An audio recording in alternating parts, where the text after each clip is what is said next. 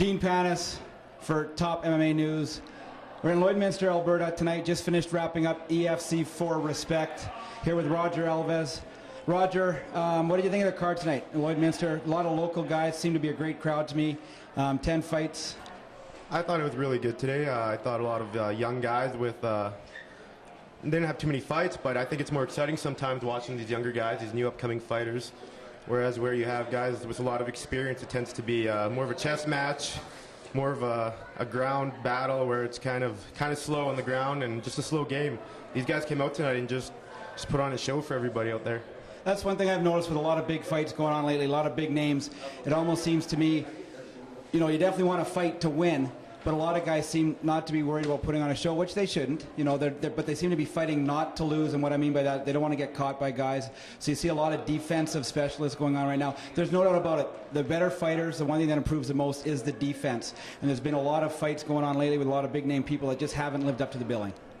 Well, I agree with that, definitely. I think a lot of guys just got to let themselves open up and be free of all the pressures that are out there for themselves, because it's a mental game out there. 90% of the game is mental, and if you let that get to you, you're not going to perform, and a lot of times you just come out and the unexpected happens and you lose just because you didn't come out to do what you were supposed to do.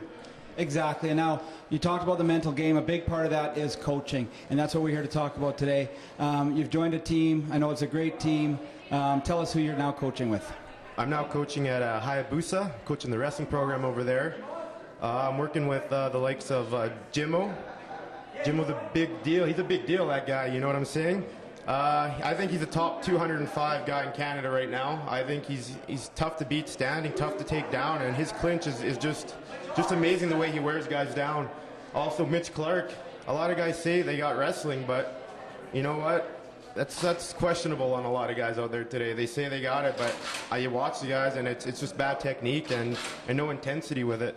But Mitch comes out, he has great takedowns, and he's dangerous. And then it's Mike Froese even coming out. He's fighting at the next MFC. He's come a long way, and I'm excited to watch these guys fight and help these guys out with their wrestling, because it's an exciting time for MMA, and I'd really like to see these guys move up the next level and maybe get to the UFC. Now, a couple guys you've talked about I'd like to touch on. First of all, Ryan Jimmo. There's been, you know, we talked about it a bit about, you know, guys not putting on an entertaining fight. Jimmo might be feeling a little bit of pressure right now with that. I know I've seen him working on, you know, you're working on his wrestling with him. I've definitely seen him working on his Muay Thai and stuff like that. He told me earlier that he's trying to find that hunger again, where he wants to go out and be more aggressive and more destructive. Well, Jimmo's style is one of those styles where he takes a while to break the guy in at the beginning, you know? Jimmo's tough to strike with because his style is defensive. He clinches you up and he just wears people down. And I think Jimmo's just got to stick to his game plan. And I think this next fight's going to be an eye-opener for those people out there that second-guess him. And you know, I think Jimmo's going to open up a lot more eyes this time. I think he's going to go in there. I think he's going to take the stand-up. I think he's going to clinch it up. And I think he's going to take this next fight. I'm pretty sure he's going to take the next fight. It's a great fight for MFC. Canada's the best organization, so I'm really excited to where MFC's going and where they're bringing Ryan Jimmo. There's no doubt about it. Top to bottom, that card is definitely stacked. The other guy I'd like to talk about, and I know he's sitting over there and he's probably going to hear some laughter in the background, is Mitch Clark. He's a 170-pound champion out here. He's dropping down to 155 from what I've been told. When I talk to guys around the fight scene, the one guy they tell me nobody has any idea how good Mitch Clark is. Mitch Clark is a different level than the guys we watch around Canada in MMA. Mitch Clark he's well-rounded. His striking is perfect with wrestling. It's really tough to stand with the guy and try to take him down or even avoid a takedown. I've been working with him lately, and over the last week and a half, people think he's a good wrestler. He's freaking, in a week and a half, that kid's become a great wrestler, you know? Like, in 1 week, I saw huge improvements from him, and I think the next matchup for that guy, I think a lot of people are going to find out that this kid's for real, and it's going to be a long ways. If you want to beat Mitch Clark, you're going to have to pay a huge price. I don't think there's anybody out there in Canada right now that can beat him at 155. Quite the compliment coming from you. Now, when it comes to coaching, I know a lot of guys have great Muay Thai coaches. They got great striking coaches. They got great jiu-jitsu coaches. They got great wrestling coaches. But I've seen a lot of guys come fight night, they're just not mentally prepared. I don't care what sport it is. As a coach, the most important job is to have your guy ready to go come game time, come fight time, come whatever it is. As a coach, what are you going to bring to your guys? Well, I want to bring them the intensity. There's a lot of different styles out there. Wrestling is one of those intense sports where you got to train hard all the time, and you got to do it consistently, or else you're not gonna get the gains of it. And I bring to the guys the realism that in wrestling and MMA, it's working the technical side of wrestling, where you set up your takedowns and you wear a guy down.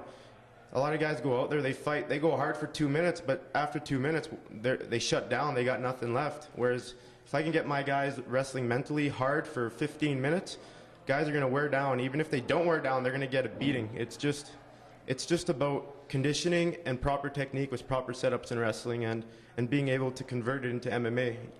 So it looks like the guys at Hayabusa got a lot of aggression, intimidation possibly, and some dominance coming from their coach. Well, it's gonna be a lot of hard work, and a lot of guys are gonna break over the next long time, and that's the one thing I like to do. I like to test the guys in the gym. I like to see where they're at and how much they can do.